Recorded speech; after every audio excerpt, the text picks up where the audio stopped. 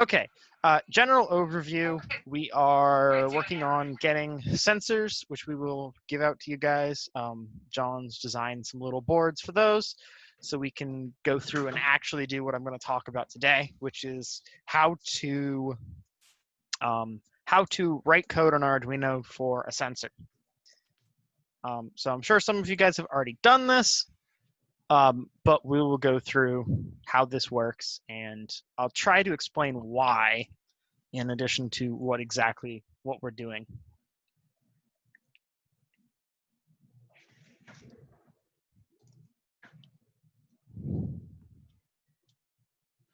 Okay, so this is the sensor I'm going to be walking you guys through today.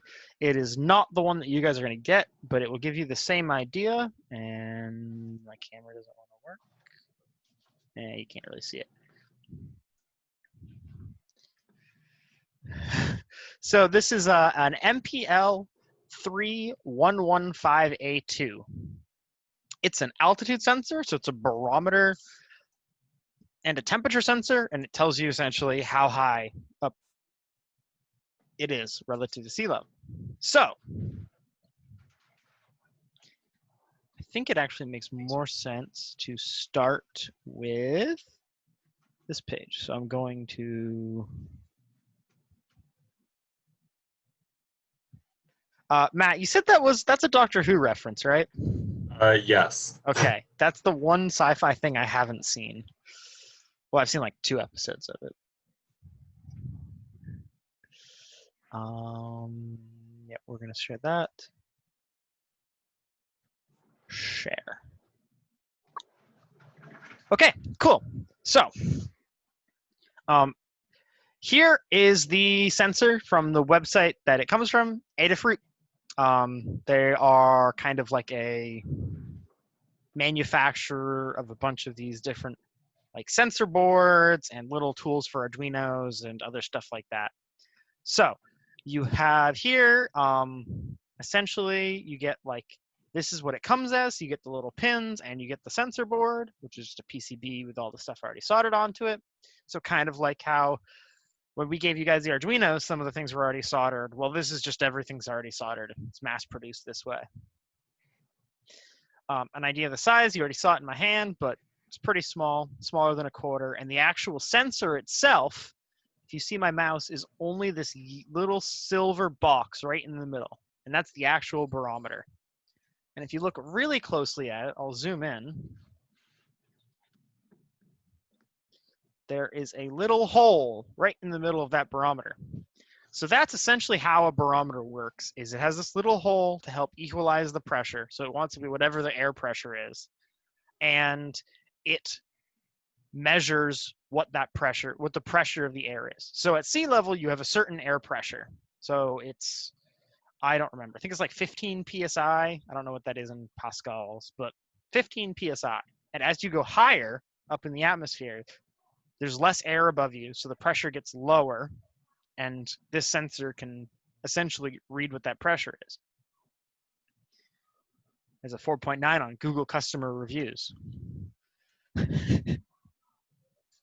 Yeah, so that's generally how a barometer altitude sensor works. And this specific one, so it goes through a bunch of details, and it compares some of the stuff about how it works. It tells you like the resolution, so that's how much difference it can measure, is 1.5 pascals, which equates to about a foot, or 0.3 meters, but that's a foot. We're in America. So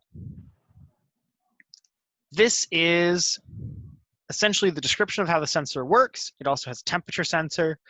Adafruit's pretty good for this kind of stuff. It gives you nice plain word like explanations of how this works. So this sensor, it tells you how to wire it up, which we won't do because you guys don't all have them. So I can't really go through and have you all work through this, but we'll do this next week. And then you have a whole bunch of other information on here that I have open in other tabs. So one of the important things you notice here is it says it has I2C is how it works. I2C shows up a few places. I2C. So does anyone know what I2C is? Cool. Okay, I will spend time talking about I2C then. So, if you're confused by anything I'm saying, please stop me, ask questions. I kind of understand I2C, but it's really confusing, especially the first time you see it, because it's pretty different than other programming you'd do. Or it's kind of a new thing once you first see it. You're like, oh, this is how things actually work under the hood. So I have this tutorial I brought up from SparkFun. I'll send it to the chat in case anyone is interested. I can't, where do I access the chat? More chat. Boom. So this explains how the I2C or I2C protocol works. So it's called the inter-integrated circuit. So it allows for signals to be sent between different devices, so integrated circuits. So it has these quote unquote master and slave devices, and the way that works is the master device creates this clock signal right here, SCL, so that's a clock, and that goes from the master device to the slave device, and then the data, which is on this SDA for data, that is bidirectional, so that can go either way. So you can send data to the other device. So for example, with the barometer, you can send data from the Arduino to the barometer, or you can send data from the barometer to the Arduino. So that is why I2C is used a lot, because it only requires 2 wires, if you notice that, which is a lot less than some other things, like USB has 4, I think USB is 4. I don't remember. I think No. it depends on the kind of USB port. Yeah, you're right.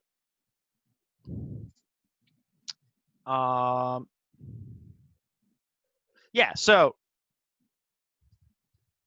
there's other protocols called UART and SPI. So yeah, you're right. USB is kind of based on UART, which if you notice here, it does have 2 wires as well. That's wrong. But that one is less reliable. So it's asynchronous, so there's no clock signal.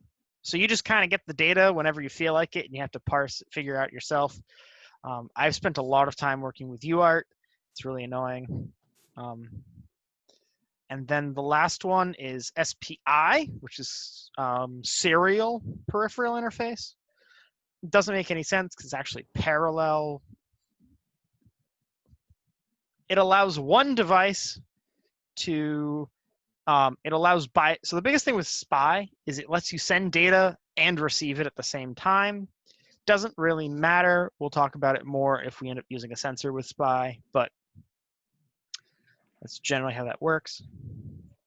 So I2C,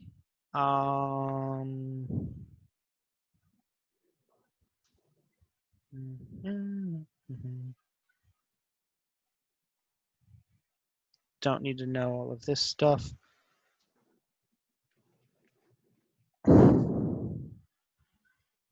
Okay, so all you really need to know about I2C is that it's how different sensors talk to each other, and it's based on a clock.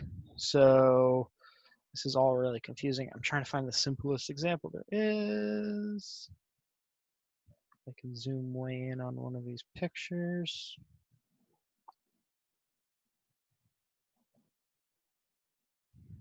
It doesn't really work. So you see how there is this clock signal that goes up and down, and it keeps everything in sync. So that makes sure that the devices are working at the same time. And then you have this actual data which goes up and down to transmit the bytes, transmit the information between the two. Yeah, I am now lost because I am sharing my screen and can't go back. There we go. So I think that's all you need to know about I2C. You have two pins, SDA and SCL, and you essentially just wire those between the two devices when you're using I2C. Now, if we go here, I already looked at that. Okay, so the next step, when you're using some kind of sensor, like this one, is we can look at the data sheet, which gives us a whole bunch of useful information about how it works, how to use it, and a lot of random stuff that no one understands. So for this sensor right here, we have operating range that tells you what different values it can read. We have a calibrated range, so that's calibrate a sensor to make sure that what you're getting out of it is accurate. So you use like define, like I know this pressure and I'm going to put the sensor in there and see how it responds. So that's all done by the factory. So these sensors are already calibrated, but that's a useful little thing to know. Looking through this, it tells you what kind of voltage the sensor uses. So breakout board usually will also tell you what kind of voltage they use. Like if we go to, yeah, which this board can use up to 5 volts, which is what the Arduino makes. But like you see specifically here, the actual sensor itself works from 2 to 3.6 volts.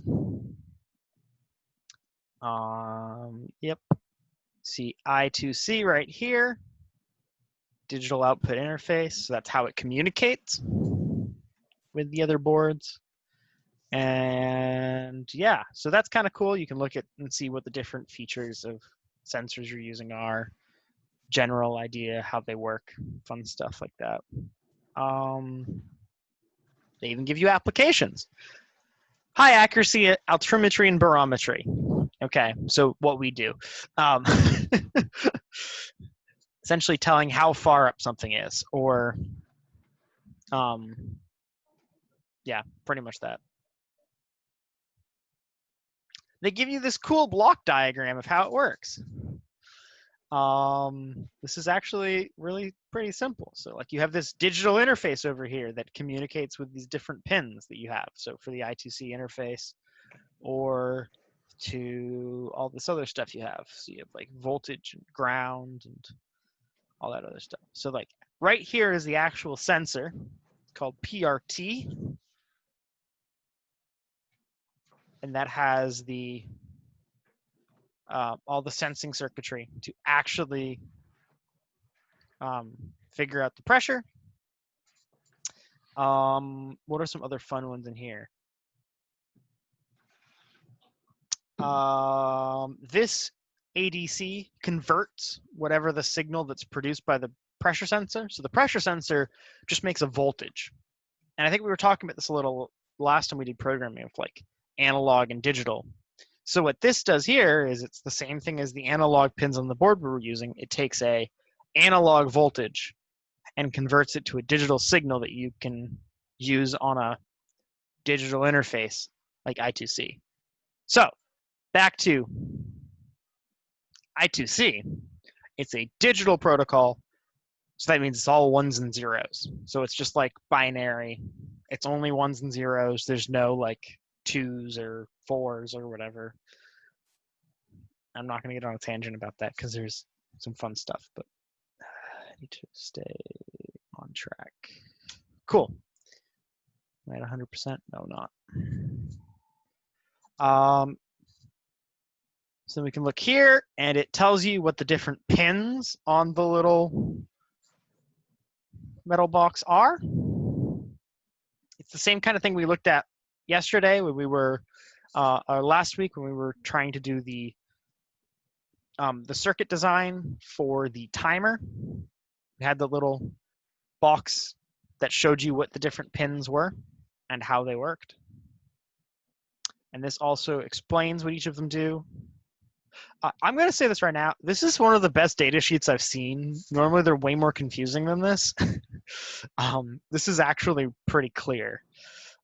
So like it tells you, this is pin 1, and it's your power. That's pretty nice.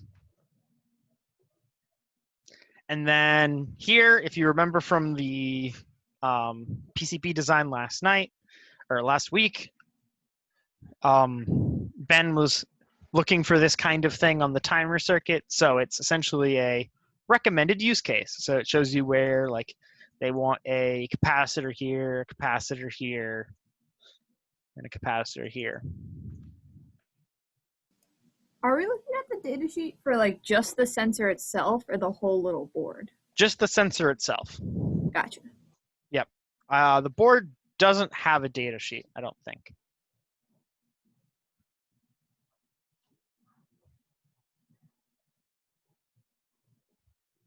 Wow, this one even like gives you a vocab lesson. It's like, what is resolution?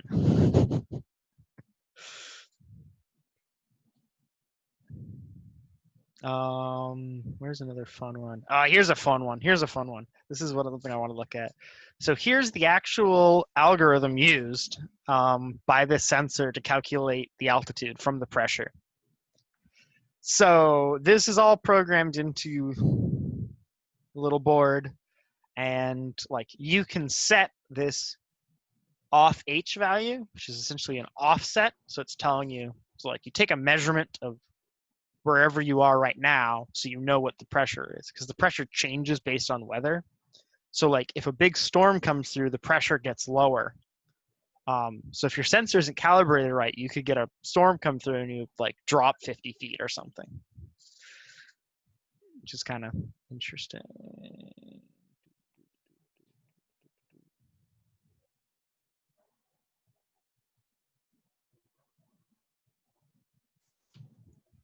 Great response, John. Check the chat if you want to see John's response. It was that's actually really useful information.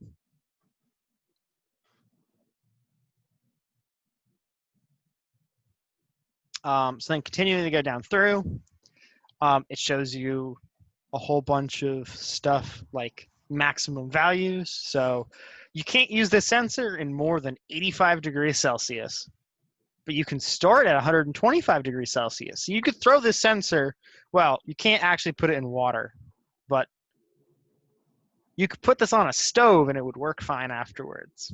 Or an oven. There you go. An oven set to 250 degrees would be fine.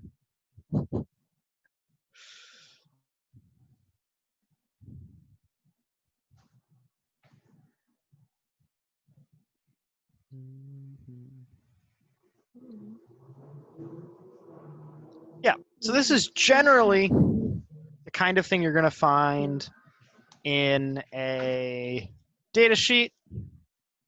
A whole bunch of operation and like timing diagrams that I spent a couple months at a couple weeks at my first co-op digging into how this works, and I still have no clue how it works.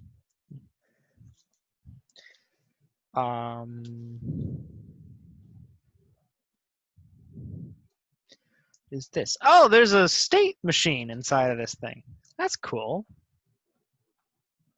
Doesn't.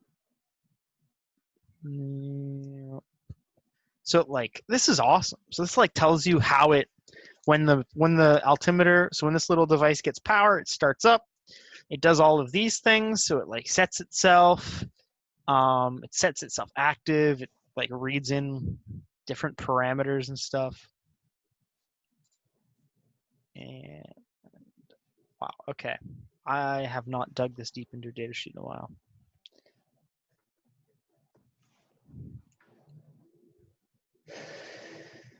It just keeps going. Okay. What's the...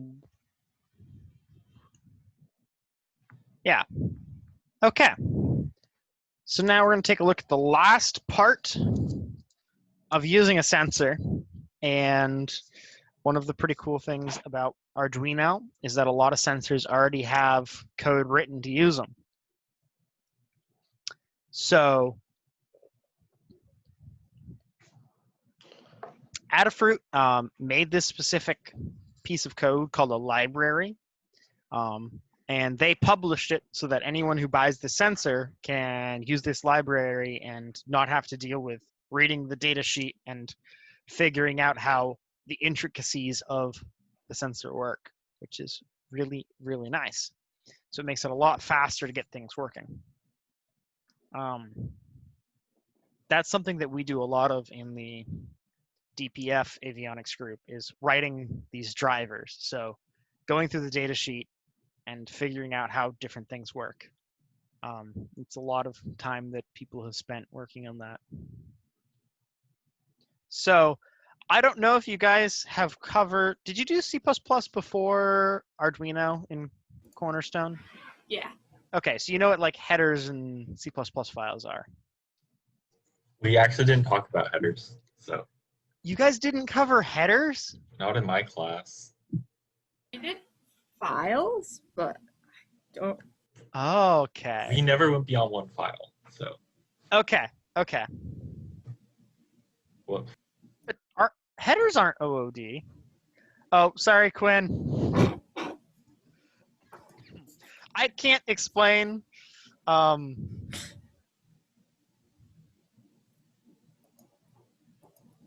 Johnny, you just ignore that that's OOD, okay? You just ignore that that's object oriented.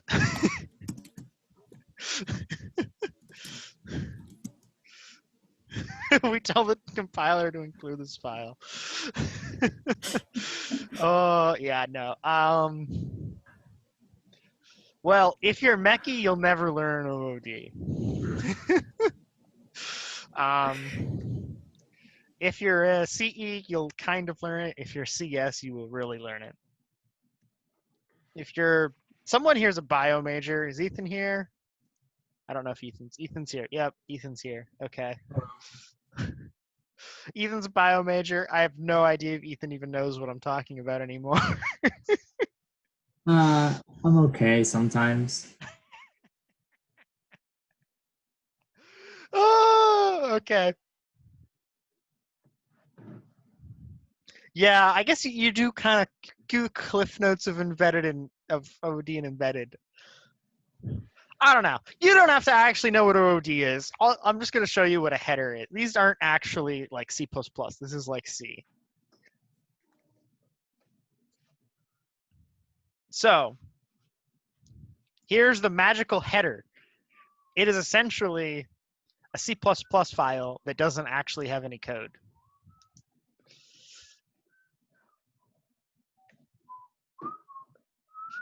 Really? That's interesting, Johnny. Okay.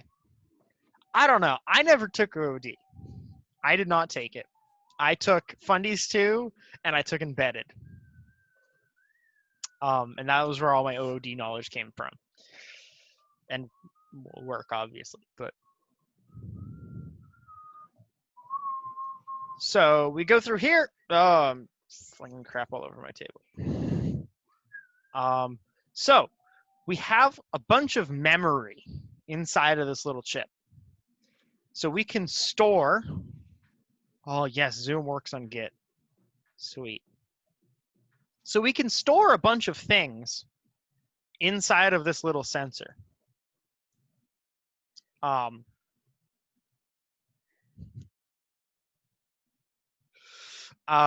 So, for example, there's the status, which essentially tells you whether or not it's working or not.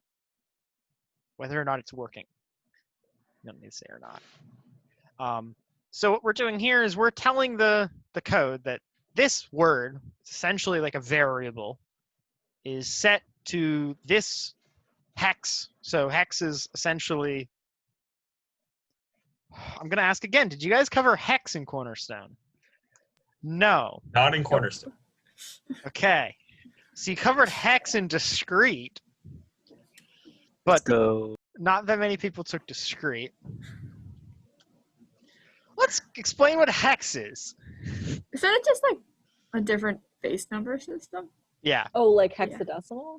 Yes. Hexadecimal. That, yeah. Discrete. I think we're seeing a pattern here with Cornerstone. Yeah. No. I just it took it so long ago. I don't remember what wasn't covered. Like I've reached the point where I don't remember what people. I don't know what I know. I've learned hexadecimal in 4 different Northeastern classes. Because I learned it in discrete.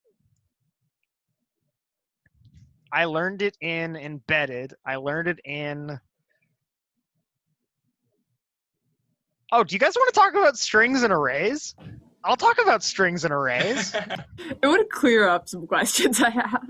Okay, let's talk about hex, then we'll talk about strings and arrays.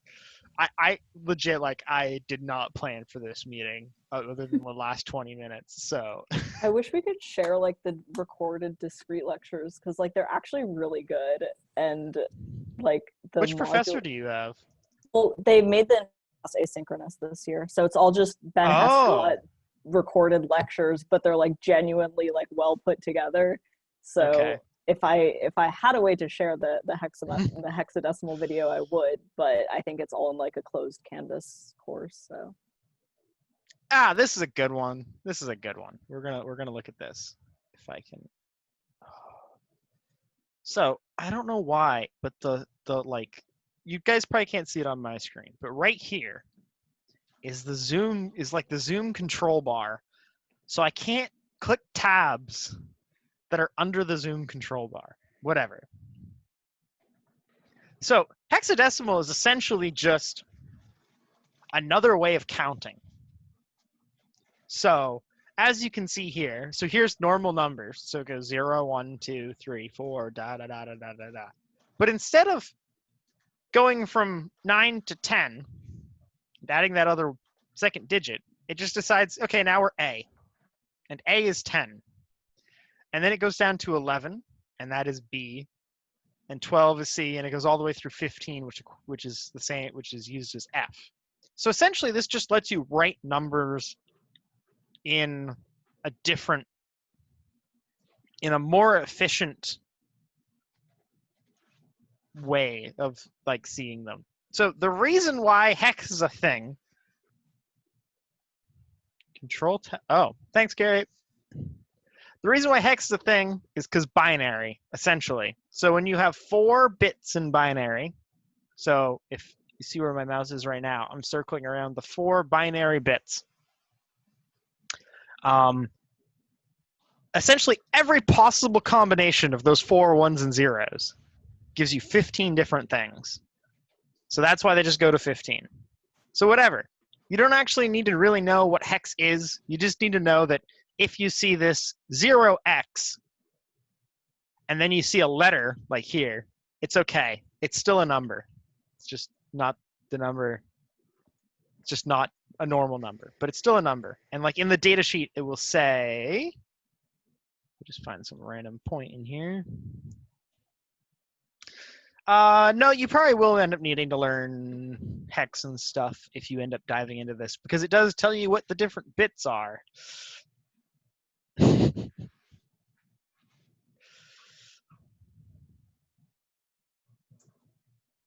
I guess it really isn't. It's only necessary to know hex if you're actually writing a driver.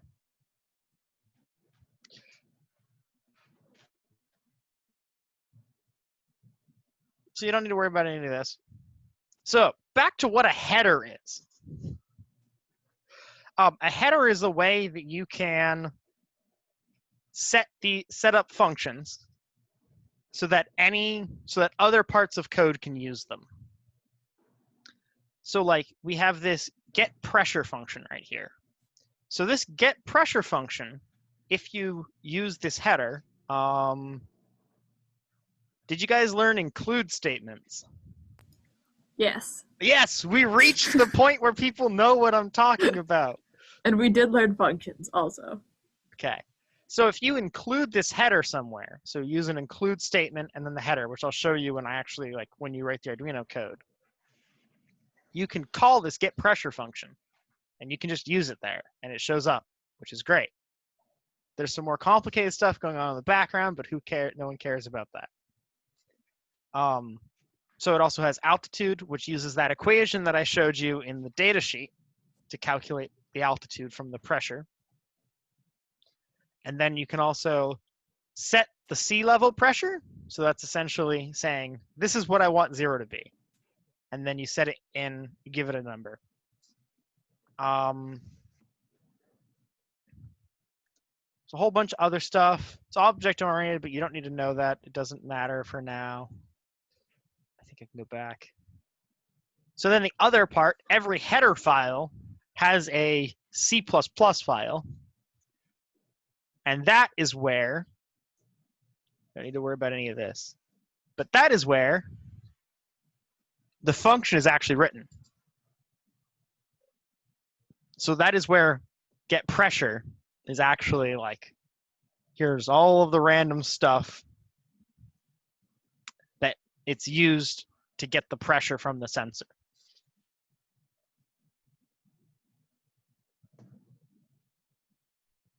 Okay, I think that's all I have there. And so now we're going to go to Arduino. And I'm going to show you how libraries work in Arduino. So when you're in Arduino, you have the sketch tool. And then there's an include library right here. And you have a bunch of default Arduino libraries. So things like, is there an I2C? No, there isn't an I2C.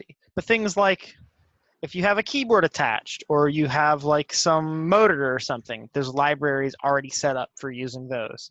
But what you can do is you can go to Manage Libraries.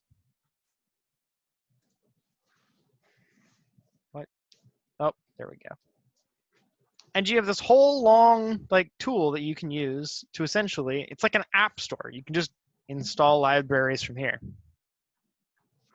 So we can search for this library, which is, it's MPL 3115A. MPL 3. And there you go. It's right here. Adafruit MPL library. You can go here and it brings you to that code that I was showing you earlier. Or you can click install. And it should download and install it. So then all you need to do to use the library is back in Sketch. You'll now see that it shows up down here under additional libraries, Adafruit, MPL, whatever. And there you go.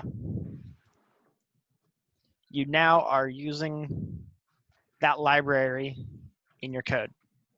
So I don't really know how to just write code to make this work off the top of my head. So I'm going to go find the example, which I think there is one for it. Yes, there is.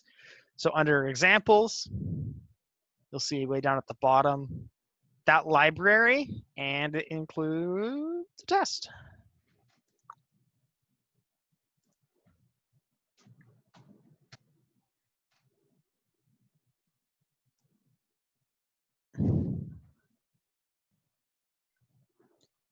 Okay, apparently my thing doesn't want to zoom. No. Okay. Here we go. So this is all defined in how the library works, but what you can also do is just pull up the example for the library in Arduino, and then you can kind of just copy the parts that you need. So like here is where we create the barometer. We're just going to say we're creating the barometer. This is object-oriented magic that we don't need to worry about. We're making a barometer that we can then use. So first, there's things like you start the barometer, so you tell it to start. So essentially what this does is it starts the barometer, And if it fails, it returns a false. And if it returns false, it will show this that says it couldn't find the sensor, so it couldn't find the barometer. And then it's essentially, you can look at this when you're actually using a sensor, but what it does is it goes through and like it uses some of the different things that that sensor can do. So it gets the pressure, which you're seeing right here, where it reads whatever that pressure is in pascals. And then it just does a whole bunch of other stuff, like gets the altitude, prints that out, gets the temperature, prints that out, that kind of stuff. But really basic. But these kind of libraries are shown for a whole bunch of different sensors that I'm pretty sure that we'll have one for anything that we'll be using. So you can look at this to get an idea of what like you need to do.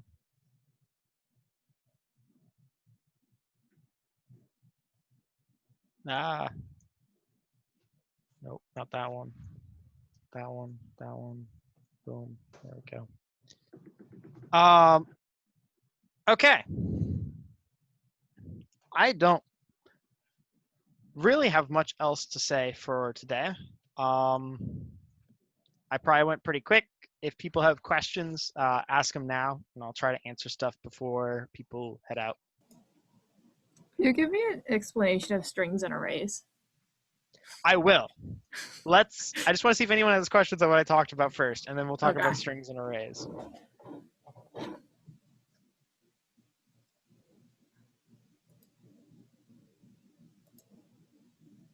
Cool. Okay. Sorry this meeting was shorter. We don't have the sensors yet. Once we get the sensors, we'll have something for you guys to work with, because we have the other stuff and you have your boards. But there wasn't really anything else I could think of that you could do without having something to use with the board. It's just kind of like a board. But yeah, let's talk about strings and arrays, because I considered going over that, but I was just like, I don't know. I don't know what people want to know.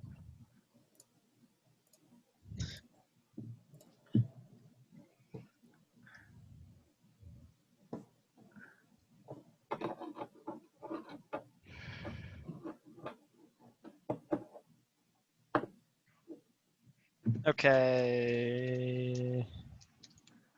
Just gonna look up how strings work in Arduino. Oh wait, are you doing strings in Arduino or C++? Neither, but I think they'd be more useful than Arduino. Yeah. So what do you know about strings already? So I'll just start from there. I think there's something like a variable. Yes. So That's string about is, yeah, a string is a variable. No, you're right. A string is a variable. So essentially a string is a text variable. So what you have first is you have, let me pull it up on the Arduino reference.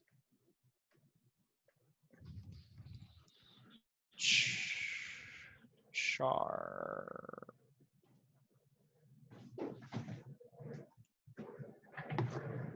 Reference. Is this going to have char? It's better have char. So char is a variable that stores a single letter or character, because it's char. So it could be a letter. It could be like a space as a character. It could be like an enter. So go to the next line. I think that's called a carriage return technically, but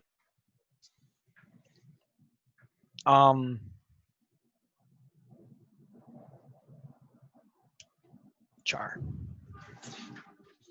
So essentially that's what a character is. And a character is a single one of those. It's also equivalent to 8 bits, if you care about that at all, which is also 1 byte. So like you hear like, oh, a phone has like 64 gigabytes of storage. That's 64 billion bytes. So it could hold 64 billion letters. It could actually hold more than that because there's some funky stuff that goes on. But yep. So that's what a char is. And then what a string is essentially an array of those chars. So it's an array of letters. So I think you were also asking about what an array is. But if we look, this is being slow, and I don't know why. Look at the string. So when you actually are like using a string in the raw form, so like C++ and I think even Arduino has like fancier versions of strings that are easier to use, but they're more complicated to understand. Really, all a string is an array of different single characters. So like, as you see here, ARDUINO, and then this end of the string symbol. What an array is an array is essentially just a bunch of different variables that are listed in order. So in memory, would they be like one after another? Or arrays, yes. So arrays are one after another in memory. There's other different things you can use to store stuff that aren't, but arrays are one after another in memory. Also, arrays are fixed size. Anything that we're using or you're using at this point is going to be a fixed size array. So when you make the array, you say, okay, this array is going to be 10 things long. And then you can store 10 different things in it. As we're seeing like here with this, we're saying this is a character, and then it's a string 2, and then this little bracket say it's an array that's 8 characters long. And then each of these is putting a character into the different positions in the array. And then to get it out,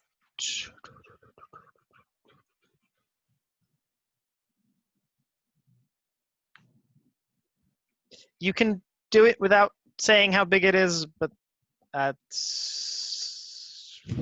actually somewhat important, but we're not going to worry. It's fine.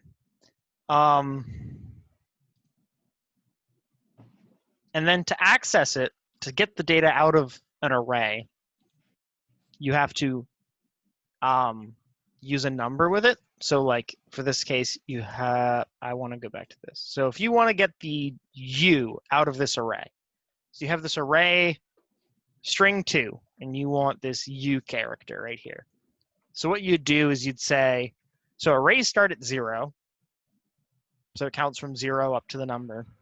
So what you'd say is you'd say 0, 1, 2, 3.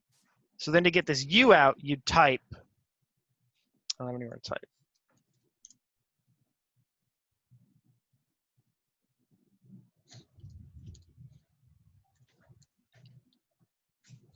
So you type string 2, and then in brackets that 3 to get the third thing in that array, or fourth thing in that array out. I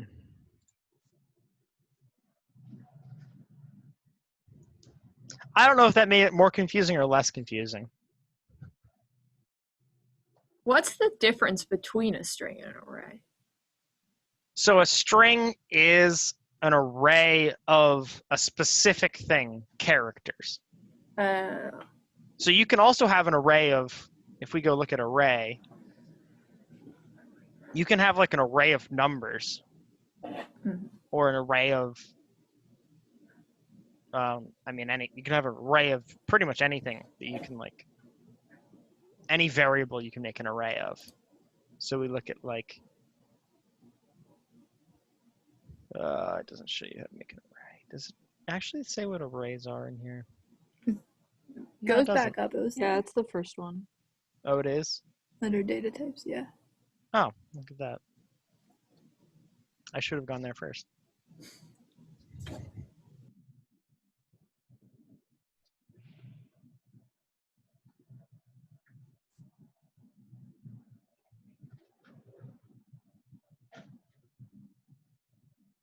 Come on. Oh, there we go.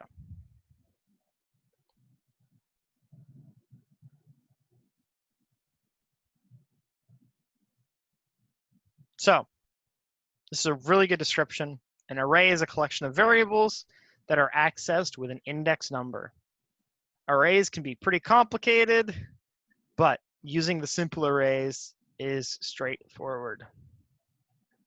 So yeah, you can see here, you have all these different types of arrays. You have like an array of integers. You can create an array of the different pins on the Arduino. So like if you want to go through a whole bunch of those, you can say, oh, I have an array that holds all of my different pins that I'm using.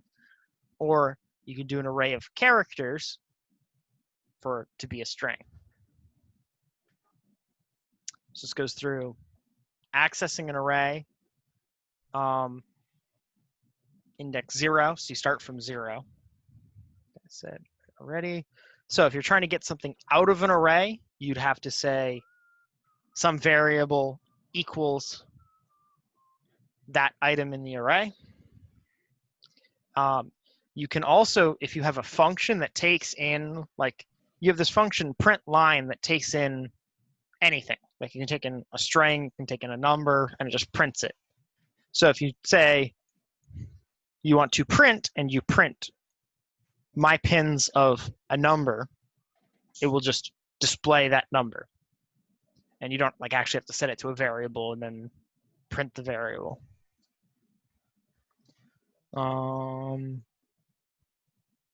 This is saying it's an array. Where does it have an array? Ah, there we go. Pin array. And those are the different pins. Yeah, so how does it make sense? What are your questions now? There's always a next round of questions. Why would you use this instead of just 5 variables or 6 variables? Because you can do things like, so you can do things like these for loops. So you see this, how you have 4, have you guys done for loops? Yes. Okay, so with a for loop, you can go through the numbers from 0 to 5, and you can do something on each of them. So you can, like right here, it's saying, write this pin high. And it goes through each one of these different pins. So this count keeps going up and up and up. So it goes from 0 to 5. And every single one of those pins gets written high, so it turns each pin on. So things like that. It's also more efficient for certain, if you're doing certain applications, like what I was talking about with the string. If you had a variable for each letter, like that would get really messy really fast. Yeah. Could you use like a 2 in many different strings and it wouldn't mess it up too? What do you mean? So like if you had, like instead of just having int equals 2, like you couldn't have 2 integers equal 2 for like yeah, you can have the same number in multiple places in an array. yeah, okay. Yep. Yep.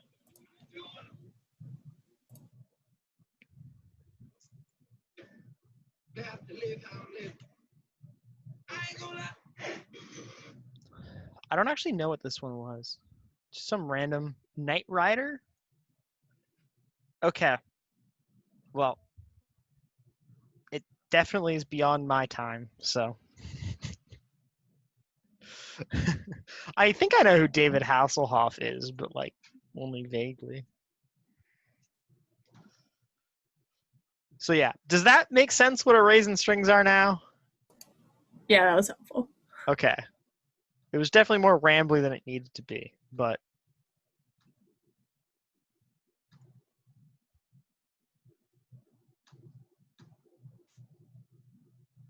so I don't think I have anything else. If you guys have questions you want to talk to me about, or just stuff you want to talk about, I'll feel free. I'm going to stop recording. Realize that now I guess I recorded that whole. Oh, this chat message is coming in. Oh, everyone's saying hi to Scott. Yes. Scott says hi. How do I stop recording?